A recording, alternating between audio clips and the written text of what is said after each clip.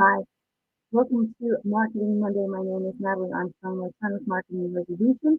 And today, for a few minutes, we want to talk about 12 easy and creative ways to build an effective mediator profile.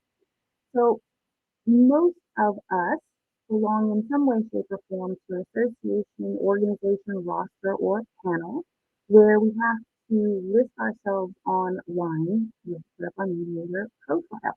And there are a few of us who do it really, really well, and some of us who need a little bit of assistance. And so today we're going to talk about those 12 easy ways to make the most effective profile. Now, profiles are going to vary a little bit, and the ways in which we use them based on which panel, which roster, which association, which organization that you're posting to or for. So, for example, if your primary target market is pretty sophisticated, they know about our industry, they know who we are, what we do, how we do it. So if you're marketing and promoting and listing yourself online in a forum that is primarily composed or comprised rather of attorneys, city managers, things of that nature, we really don't have to help educate them about what we do or how we do it. But if, for example, your primary target market are unrepresented parties, so maybe family, divorce, those kinds of things, elder care, then you might want to alter the way in which you use these following 12 things so that you speak more directly to those folks. So again, if your audience is really used to hiring us, they know the language, they understand it. We don't have to explain. But if your primary target market is someone who's not familiar with our language, with the way we do things, and with how we're able to help them, we might want to spend a little extra time talking about them and how we can help them than about ourselves. But let's break down the mediator profile so that it is most effective. And almost every platform will allow you to put up your profile.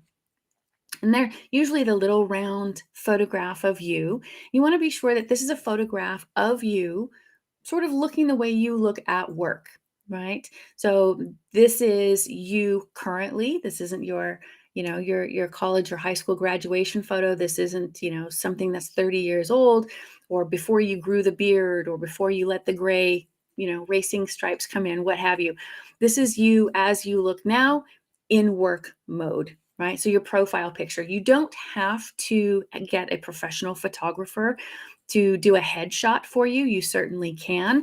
But if that's something that's not in your budget or you can't fit that into your calendar, you can work with your spouse, your roommate, your neighbor, your kid, or even yourself and use the equipment that you have on hand to create a really good profile photo. You want to pay attention to things like lighting, your clothes, the colors, the color of your outfit complementary to your brand ID colors and your logo. So think in advance a little bit. You can stage it so that you look most professional. This is an opportunity to make a really great first impression because on all of these platforms, the human eye is drawn first and foremost to the photograph of the human face, right? So this is an opportunity to make that really great first impression, and you don't want to waste it. So really carefully think about what you want to look like in your photograph, and then off you go. I will say, though, that a couple of my clients get really stuck in trying to find the perfect image of themselves. And it isn't a vanity thing. They just want the perfect image. And they have delayed posting anything. Don't let that happen to you. Take a really good image and use that. You can always work toward perfection, but don't let it stand in the way of putting up what is otherwise a really good photograph of you. The other option that we have frequently on panels, and again, it sort of depends on the panel that you use. So ADRIC or Mediator Select or the National Association of Distinguished Neutrals, AAA, JAMS, ADR Services, on and on. Or is it that you are a member of ACR or the ABA's DR section? Whatever it is, even on LinkedIn, you can use a video maybe. And again, you can just open your smartphone, open your computer, open up Zoom, open up Canva, and record a video about who you are, what you do, how you do it, and for whom. And in video, you have the opportunity to tell a story. You can tell a story about why you joined the resolution industry. You can tell a story about how it is that you help your clients or the parties. You can talk about their stressors and your solutions. You can talk about lots of different things. But a video is a much more interactive, although it is unilateral, I understand, but it is a much more interactive. It feels more intimate to the viewer, that they get to see your face and hear your voice and watch your hands gesture.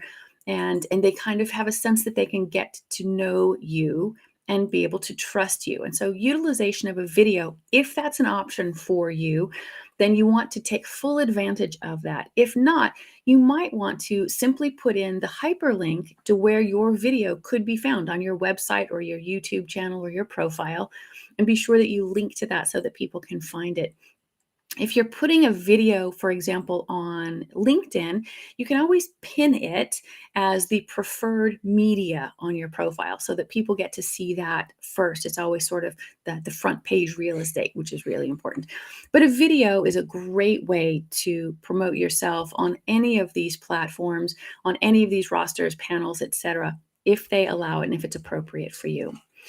The other thing that almost all of the mediator profiles are looking for is your specific practice area. So, and I see a lot of mediators and arbitrators have a difficult time really narrowing down that list. And so you'll see someone, and I know that panels encourage it, but you need to be strong enough to say no, and they'll have you tick the box of every imaginable kind of case that you can hear.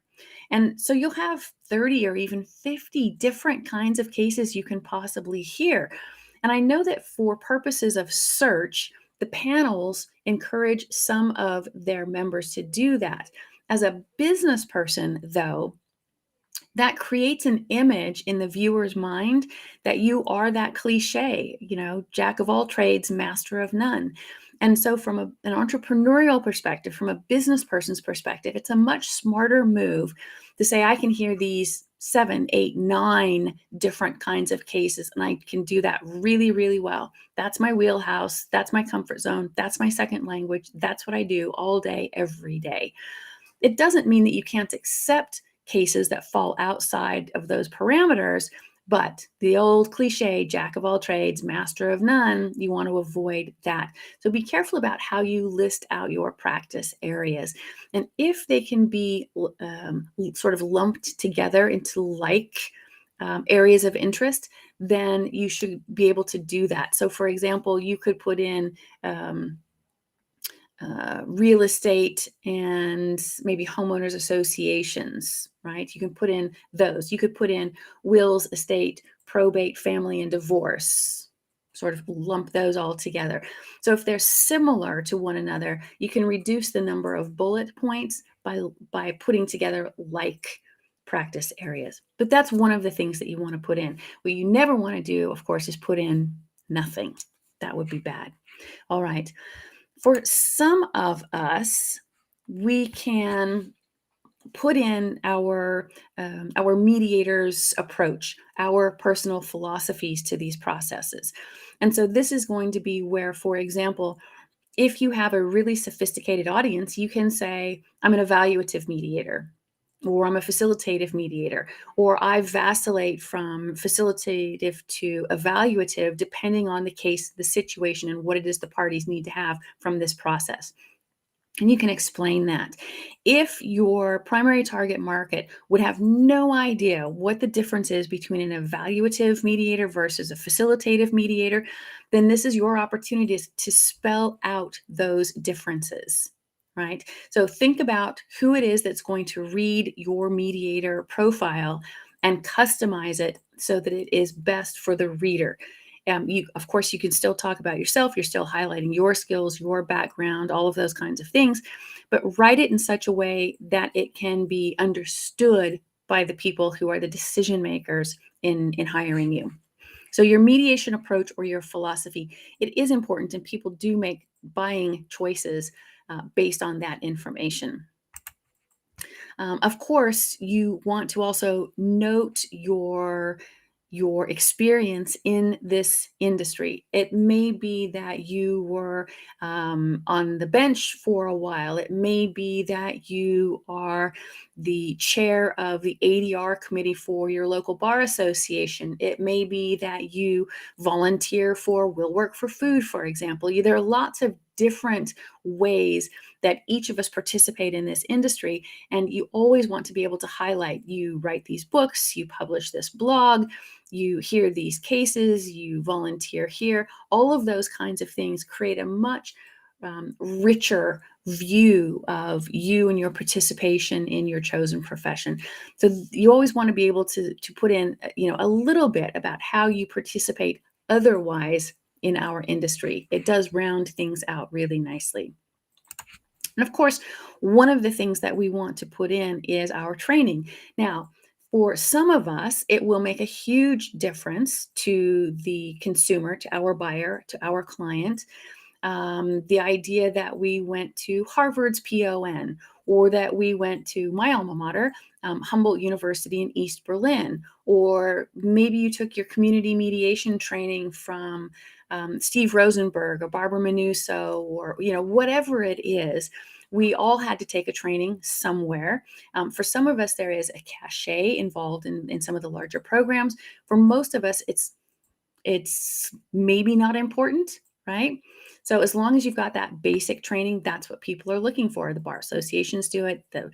All different kinds of groups and people have these trainings, but you want to be sure that you list it. And if you're going back for regular training, right, even if it's not for continuing education, you want to be sure that you're listing that so that it's a never-ending thing. And so every time you go to a training, you want to be able to list it. Every time you attend a conference or a webinar, you want to be able to list that so that you can show the people who are reading your mediator profile that you are always updating, that you're always educating yourself, that you are always headed to that next level of professionalism. So listing your mediation skills and trainings, it is really important, and people do make decisions based on that. So we want to be sure that it's thorough and correct.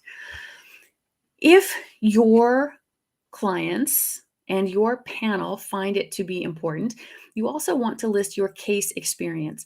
Now, you, of course, dealing with confidentiality, etc., you may not be able to list every case that you've handled.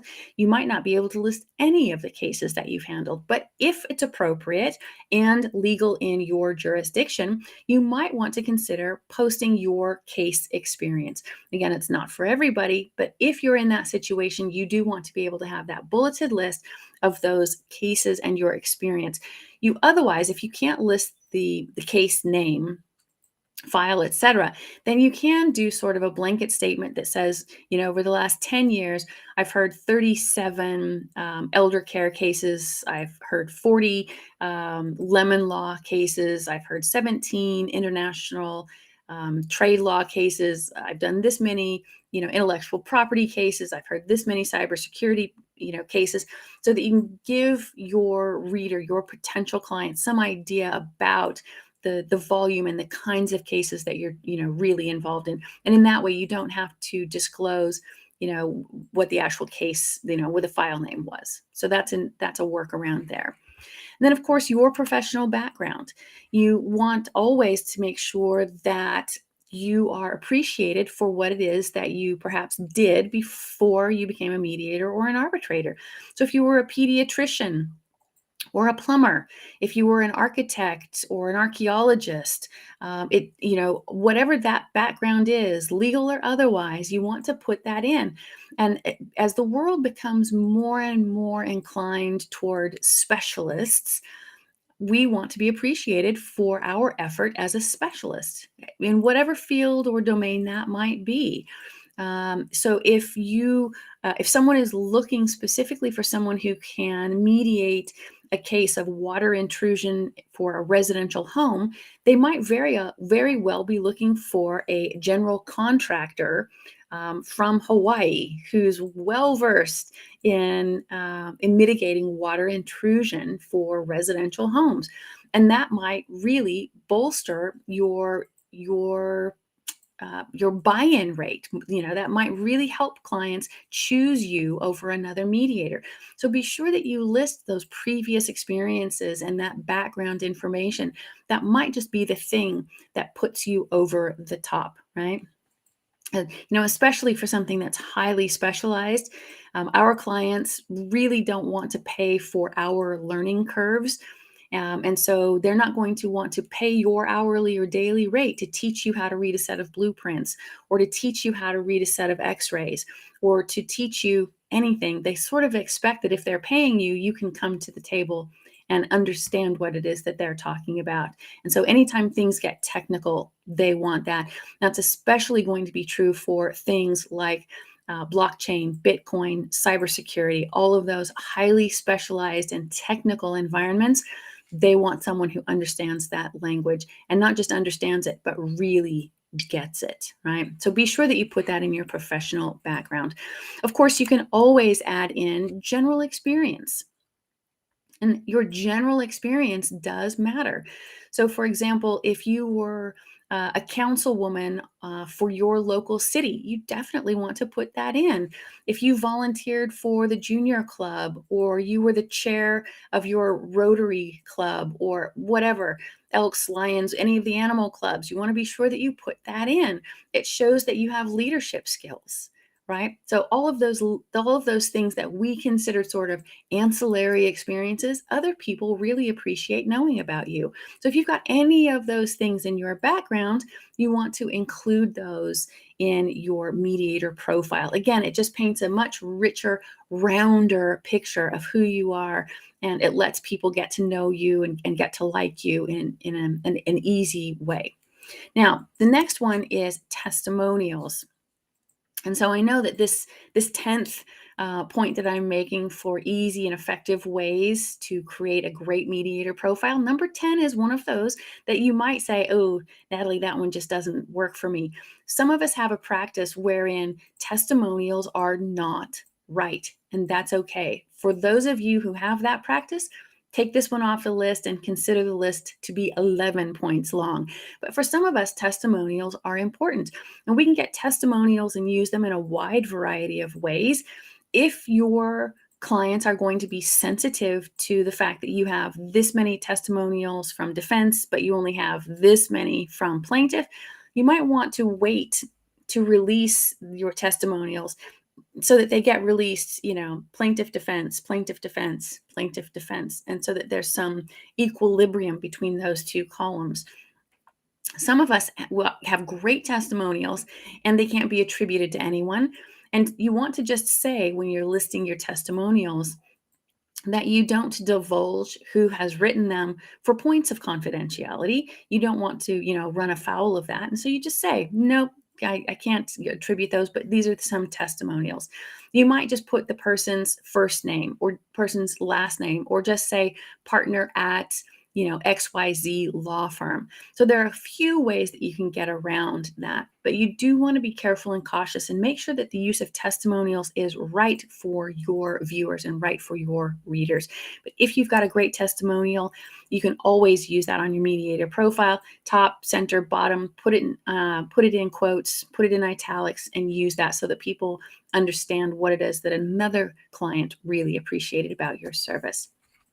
Then number 11 on our list is that you might be that mediator or arbitrator who is multilingual or multicultural or both, in which case that can, again, really be an important point. So that if the clients or parties are also from that language or that culture, they have a sense that you will better appreciate them and the way that they communicate and how they view the world. What are their cultural filters? You might have a better appreciation of that than someone who doesn't speak that language or someone who has no experience with that culture. So if you are even conversationally comfortable with another language or another culture, be sure that you list that. You don't have to be fluent. If you are, that's great, but it's not necessary. So, for example, if you are mediating in Texas, you might want to say conversationally fluent in Spanish, right? So that you can communicate with those folks and understand that culture. That's something that is important for you to have on your mediator profile. And then the last thing I'll say is on your mediator profile, your bio needs to be different. And how can you make yours different? How can you make yours stand out against the long list, perhaps, of all of the other folks in the organization, association, or on that roster or on that panel? And how can yours be different? Why should it be different? Again, you want your bio to be different. You want to stand out. Sure, it has to conform to the basic layout, but you can write it to be more engaging. You can use all of the things that are available that that panel or roster or organization offers you. So when they offer you, how do you want your contact information to be listed? Be sure that you take advantage of every one of those fields. List your phone number, list your website, list your social media platforms. Take advantage of the opportunity to link to your website, to link to other rosters, other groups, other associations, link to your YouTube channel. Take full advantage of every one of those fields. And if you go right down through the list of all of those opportunities that your group provides to you, your bio will be different. You will stand out, amongst your competitors and your crowd, and it will actually make a difference. If, of course, you have any questions, any concerns, any challenges, reach out to that panel. Reach out, call the guys at Mediator Select and say, how can I make the best of this? They're listing you because they want the best for you, and you're being listed because you want the best for you. And if they're not available and it's probably the middle of your day, well, give me a call. Let me know. Send me a message. Send me a note, DM, whatever, and I can help you, refine what it is that you're going to put up on your mediator profile, because this is one of those things you really want to get right. Well, if you've got a question, a concern, a problem, you're curious about something, be sure you send me a comment, send me an email, and let me know what I can help you with next. I'm always happy to put your topics in the hopper. That's it for me. My name is Natalie Armstrong-Motin with Marketing Resolution. This has been another Marketing Monday. That's it. Be good humans.